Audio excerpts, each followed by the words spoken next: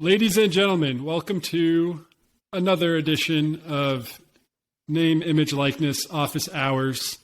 I am Luke Bonner, your gracious host for the next 20 to 27 minutes, and I am pleased to have a special guest today in Kirby Porter. Welcome, Kirby. Thank you. Excited to be here.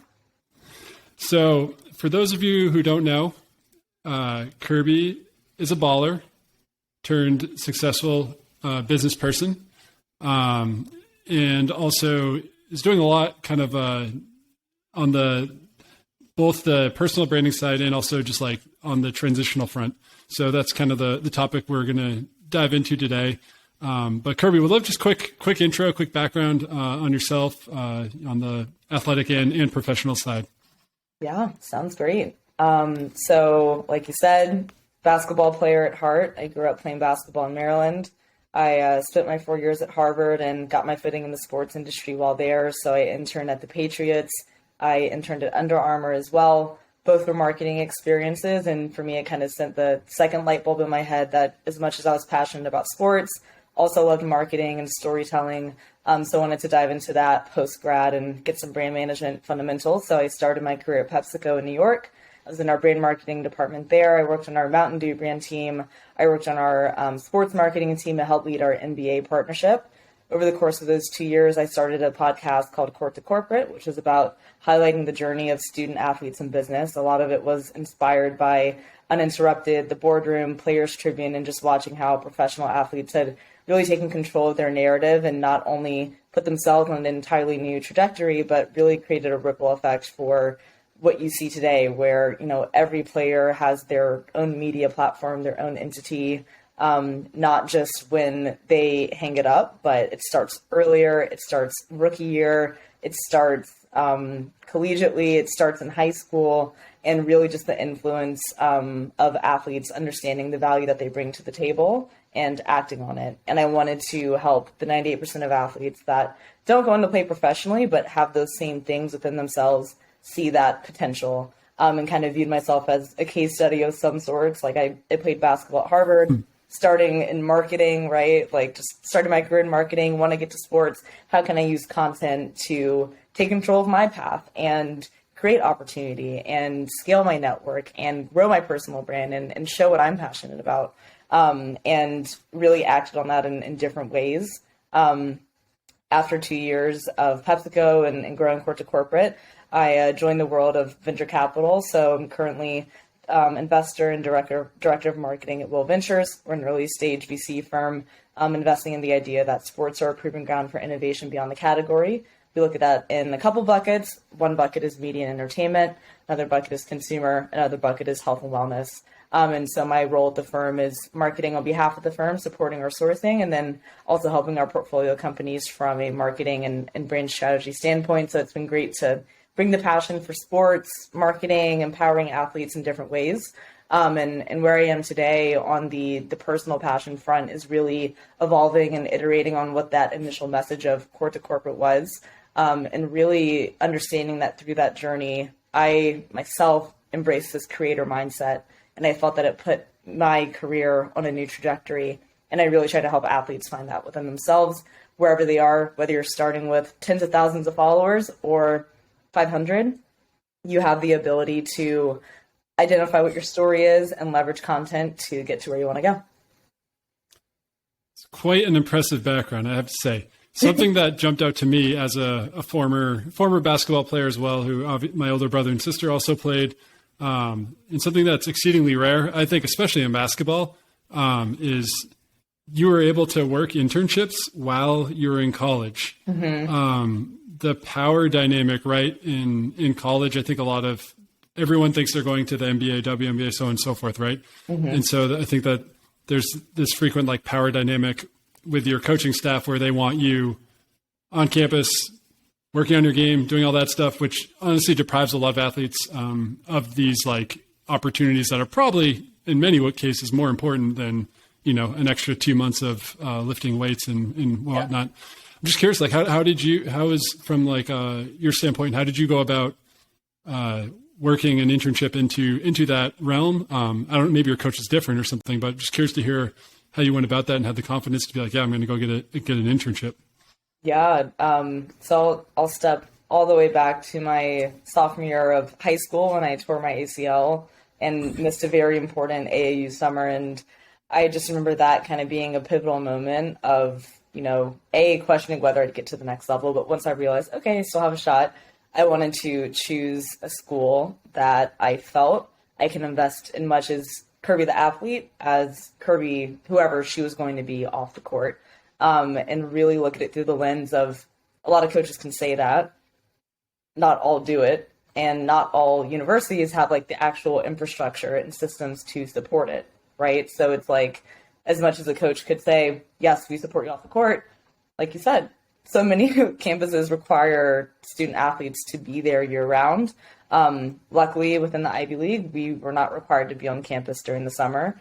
And so I think I entered my 4 years with an understanding of that and kind of worked backwards and seeing the opportunity of, I have 3 summers to fill of opportunity.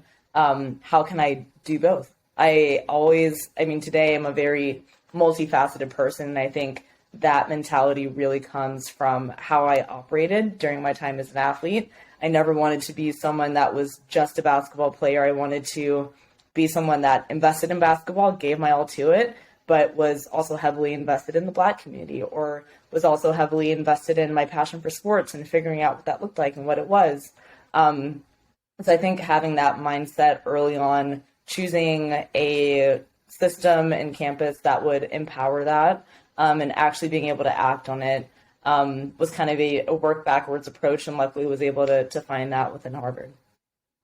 Yeah, I mean, I think it's probably becoming a little bit more defensible, I would say, as we see like the most successful athletes, right, on the planet, who perform at the highest level, are also, many of them are very successful, like in other facets of life as well. So I think that's been like, I was just like kind of even laughing during the WNBA All-Star game, right? Like so many college programs have like restrictions on social media usage during the season, right? You have to go silent. And then freaking Enrique is like live tweeting during the All-Star game and gets MVP. And it's just like a lot of those tactics, I think, are being exposed a little bit. And that's going to get interesting, right? Where with NIL, if you're restricting social media usage, you're restricting, earning potential for a lot of athletes. I'm also just curious, like, do you have any tips for those athletes who cannot get out of, training or whatever and aren't able to do an internship? I just like think of my own transition going into job interviews. Do you have any tips for people who aren't able to necessarily get real world experience? So like, what are the best ways to kind of position your experience as a college athlete to be relevant to a potential employer? Yeah, I think the cookie cutter answer is what you learned in sports is going to make you a great employee. And I think like every athlete gets that, but I think at a certain point, athletes come to realize that that's kind of table stakes, right? Like that's how you want to show up to all that you do. You want to show up with a certain level of work ethic, of time management, of holding yourself to a high bar. And so what I learned is that like, that's not really the problem to solve. Like, I don't think that's what a lot of us struggle with. I think what people struggle with is trying to figure out what is that new thing to pour into. How do I find that sense of purpose or confidence in my direction, and just that level of conviction that you have as an athlete. I just think about, for basketball, it's not really about basketball. It's that basketball was a platform that guided me, that informed my decision-making, my motivations beyond the court. And you don't really realize that until you get to the other side of things. But my answer these days is like, create your own internship opportunity, like create your own work experience, because the world is changing very, very rapidly. I think the creator economy has just upended how we think about career expectations, career aspirations for Gen Z and what they even want to do, right? Like, is the dream to climb the corporate ladder? Increasingly, it's not. I think a lot of people want to build a career around being themselves and pouring into their passions. And I can imagine that's a challenge for a lot of athletes, that for so long it's your sport. So when you get to the point of like trying to figure out what that is, how do you do that? And the way I did it was figuring out like, how do I leverage my story from sports into a new platform? So I often like rebuke the word transition, because transition suggests that you go from one state of being to another state of being. And I think that's very finite. It's very dramatic almost, in a sense. Like, how do you expect someone to go from one thing and be like, oh, wait, I have to start fresh. I have to create a new identity. I have to figure it all out again. When in reality, you don't. Like, you really don't. Like, take some time, stop, pause, reflect, pull out a journal, and start thinking about how what you have learned from sports in every angle has informed what your storyline is, what your differentiators are, what your approach is, what your North Star is. Like, if you really take time to dive into those things, you can often find the deeper meaning of what the bullet points are. Because the story that I tell today was not the story that I was telling when I first graduated. Like, that took time. It took refining. Like, I think before I would say, like, I played basketball, intern at Patriots, Under Armour, started my career at Pepsi. Now I'm in venture capital. I had a podcast. I also run this thing like Ideas to Assets, and like, that's not a story. So my piece of advice is like, find a story. Once you find your story, you can create any opportunity you want. You don't have to wait for an employer. Yeah, I think that was like, for me personally, like transitioning out of basketball, even at the level I was at. I mean, everyone on every Division I men's basketball player, I feel like, just knows they can be the 15th person on the worst NBA team wearing a suit. Mm-hmm. Like, that's what we all think. So you like kind of chase that. But I remember like I ended up being a 27-year-old with like having to take an internship because I didn't know what jobs there were. And I was able to get like an ad agency to talk to me because they knew that I played basketball. That was it. Didn't have a job, but like, and then you just you can figure it out. Mm-hmm. I guess like, yeah, what are,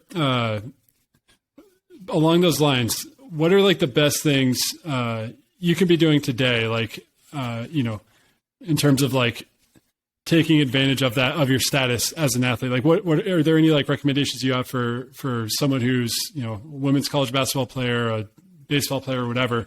Like, how do you make the most of your status, like right now while you're in that role? Any tips on that front? Yeah.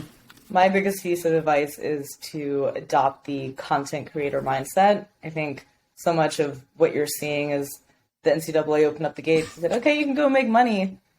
It's very easy to then want to go chase, right? To be like, I'm accepting brand sponsors, come to me. Or like, just take what is out there, versus I think the long-term approach and the strategic approach is to build yourself, define what your unique value proposition is, and view yourself as a franchise, view yourself as a brand. Like, an exercise I go through with a lot of athletes is, if insert name, TM, was a brand, like trademark, was a brand, what would it be? If Kirby Porter was a brand, what would it be? That is how I got to Court to Corporate. Like, Court to Corporate didn't come out of thin air. It wasn't just like, sitting around one day and like, oh, Court to Corporate sounds catchy. Let me go like make a podcast and interview 40 athletes. Like, there is a certain level of intention and strategic thinking that goes into that behind the scenes. And I encourage and want to help all athletes realize that you have that, right? Like, you have that thing to create a platform for yourself, so that along the way, like, the opportunity is going to come. Right? Like the brand sponsors, they're going to come, and it's, you can do the thing that's right there in front of you today. That's great. If you can, why not? Get it how you live. But I think there's also something to say about, like, you can also build something for yourself and gain a tremendous amount of entrepreneurial skill sets along the way, of highly valuable skill sets along the way. And one piece of advice I would say is that I think the ability to create content and to know how to build a community, I would say, is top of the list of most valuable skill sets based on where the world is going. So if you can tap into those things today, just experiment with yourself. It does not have to be big. You don't have to have the biggest following ever. I think that's where a lot of people like don't even want to start sometimes. They're like, what do I have to say? Or like, no one wants to hear from me. And I was like, one, you'll be surprised like how many people like do want to hear from you. But two, it's like start small. Like don't think it has to be a big thing. Just focus on the concept of building and iterating on yourself. Yeah, I mean, that's something we talk about a lot, is like being yourself today is really valuable. So like don't feel like you have to like be performative of what you see other influencers doing. And ultimately you're in a way better position if you're attracting, rather than chasing on any of that stuff. I mean, like it is a balancing act though, right? Because you gotta, like, everyone's afraid of, I think like relevance, right? Like, so you feel like I'm in this moment, I got to make the most of it, as well. Along those lines, like, how do you view kind of the difference between personal brand and like like corporate brand? Because I think they're very different. I'm just curious to hear kind of your thoughts on that front. Yeah. I might disagree with you. I think they're very similar.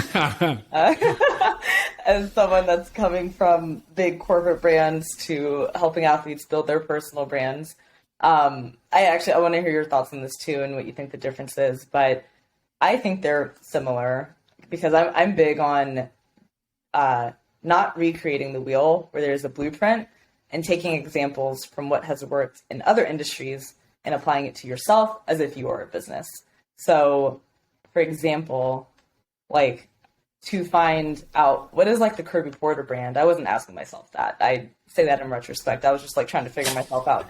But I like when I looked back on it, I went through a very similar exercise of like defining a brand purpose and like defining a brand positioning, like things I had kind of learned at Pepsi, right? Like working on a strategy and innovation team, launching new beverages, right? And so how can you bring those frameworks of like what works for, billion-dollar brands and apply that to yourself?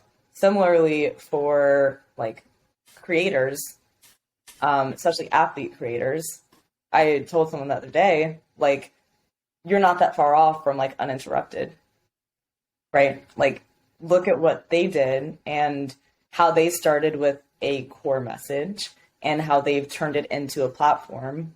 My goal is to help every athlete realize that you have the ability to do that too.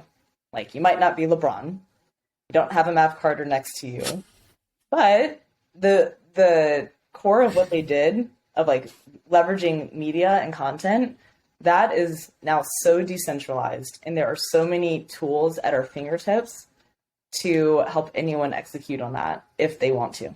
So I try to draw inspiration from the big and apply it to myself.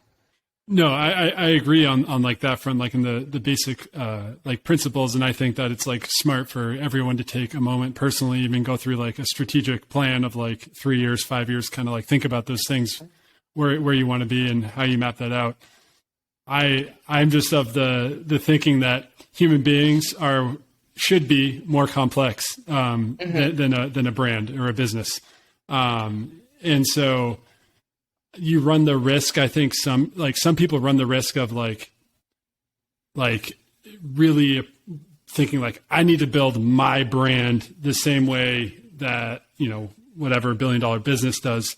And then you run the risk of kind of losing your humanity kind of throughout that. So that's like the main piece I would say is like, like whatever it is, like you are never just a logo, right? Like just like make sure you understand kind of like that nuanced difference. And what I think kind of draws, like the best brands are like buzzword, like authentic, right? And so like just like being able to maintain that, yourself, like what we say with a lot of athletes, like that are, remarkable at what they do on the field or on the field or on the court or whatever. Because a lot of times what like really builds the strongest brands is like what kind of like makes you not just like unique, but also like super relatable, and just like the ordinary facets of who you are very appealing and draw people into. So not always feeling like you need to be this like larger than life, brand throughout that process. Mm-hmm. Do you have any, what are some exercises, I guess, on that front, like that you recommend to that kind of college athletes kind of think about, to help figure out, who they are at their core, as they're kind of going through this process?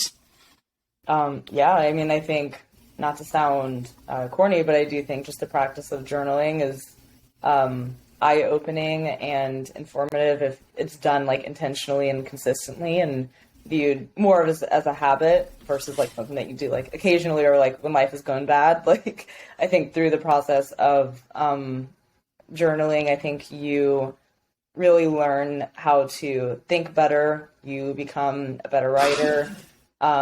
You realize how you form opinions, because I think we just like live in this world of constant consumption. And I think it's really important to sometimes take a step back and, if you have read 3 articles in a day, take time to pause and think, okay, like this is the opinions out there. What is my opinion? If you've gone deep into a topic, same practice, same concept. So I just think the process of self-reflection and picking up a writing habit goes a really, really long way, and knowing how to, effectively communicate your brand when the time comes. Yeah, that's a good point too. Like when we talk about like personal branding, we're not just like, you don't necessarily have to be like out there on social media, like shouting out to the world about yourself constantly, but the practice of it where it's really important. I think what I've seen with a lot of athletes, including myself, is like you're based, especially in team sports, right? You're kind of like trained to deflect credit, like, and the reality is like when you go into an interview or something, you need to be able to talk about yourself like concisely. So getting like that practice, like that's super, super good advice. All right. I've got one more question, or a couple more questions actually, but I'm just curious. Kirby Porter, it's let's imagine that you're still superstar Ivy League basketball player at Harvard. What sort of what sort of NIL deals would you be like most stoked to secure yourself today? Does that be a deal, I guess? Or like what NIL activities? Because NIL isn't just deals, it's like activities. Got it. If I could go back and do life differently, I would have been on Twitter so much earlier. I would have been on Twitter pushing out thought leadership and my ideas like 5 years ago and not a year ago, because I would say most career business-oriented growth has come from that channel. Because Twitter is it depends on like what type of creative you are. Like, are you someone that's more video-based? It depends, right? Like some people do better on like TikTok or Instagram, whatever. It's a cocktail party on Twitter, right? It's I think that's where there's just there's a lot of influential people on every channel, but I will say for sports business and like the things that like I am excited about, like it's a good place to be. So I would have been on Twitter much earlier. I would have started building an email list like day one. I would have set up my little Substack, have a landing page, and just started collecting emails. And I would have scaled my audience on Twitter, scaled my newsletter base, and then I'd start creating digital products. And I'd start monetizing my information with information products. And then I would then leverage that to start a consulting business, because at that point I would have built up a lot of skill sets being a native creator, someone that knows a lot of athletes, has athletes in my network. I could then go help a lot of other athletes figure out how to do that for themselves. Yeah. I think just the path to like being a sports agent or being in sports business is completely different than like what it was today. So that's what I would do. I would view it as like, I just feel like career paths are really changing. Like, I just feel like everyone realizes like if they really want to, like they can like be an entrepreneur around the things that they're passionate about. And I would have just like gone for those things.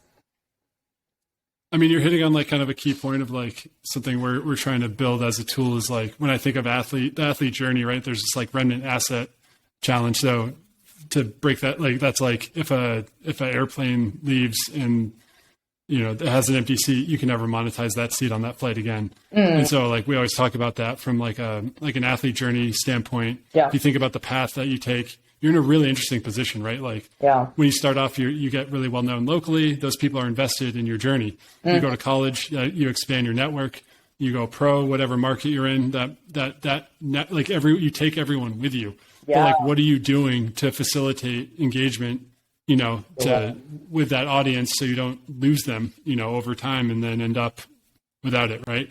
And so the stuff you were talking about just like kind of really hit home for me.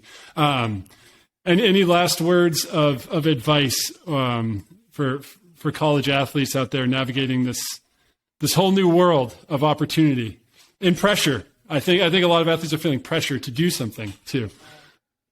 Yeah.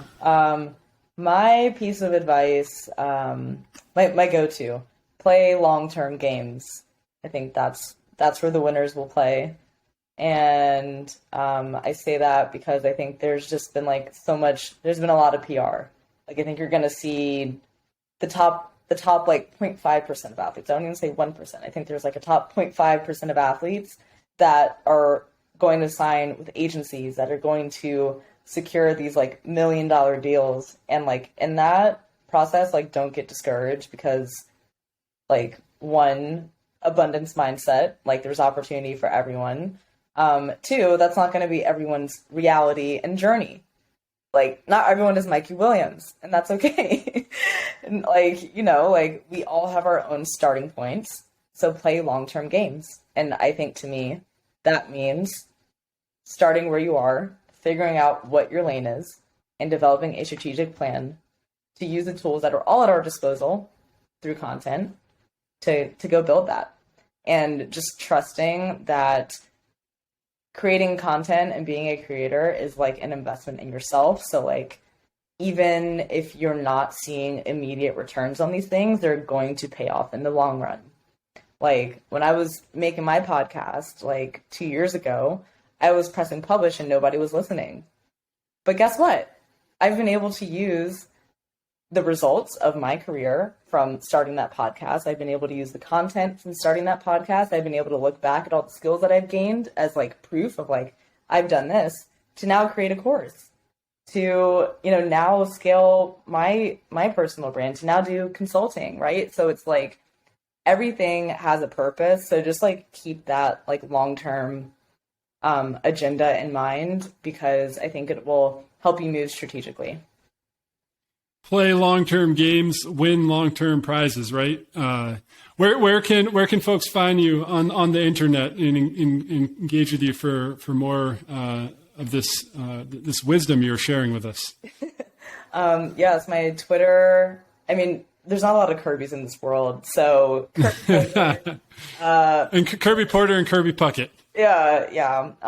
My Twitter will probably pop up. Twitter's my favorite channel right now, so follow me on Twitter.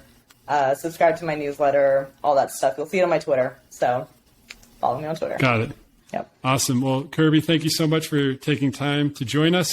Really appreciate you really appreciate everything you've shared. I'm losing it, and look forward to keeping in contact. Yes. Take care. All right. Thank you, Luke. Thanks.